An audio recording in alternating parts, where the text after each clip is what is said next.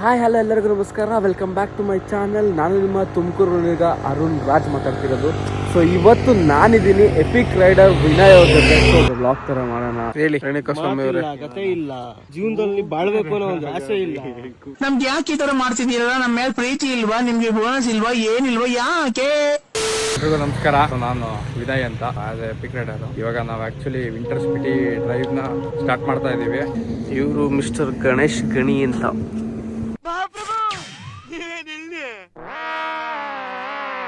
Ride ಹೋಗ್ತಿರೋದಿದೆ ಅವ್ರದ್ದು destination.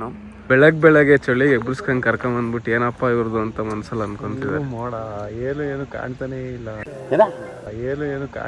ಏನು ಕಾಣ್ತಾನೆ ಇಲ್ಲ. ಹೇಳು ಏನು ಬ್ರೋ ಅದು? ಸ್ವಲ್ಪ ಕೈ ಬಿಟ್ಟಲ್ಲಿ ಅಣ್ಣ ಏನಾಯ್ತಣ್ಣ? ಯಾಕಣ್ಣ ಅಣ್ಣ? ಇನ್ನು ಏನೋ ಬೇಕು, ಇದು ತರಲಿಲ್ವೇ? ಇಲ್ಲ ಬೇಕು.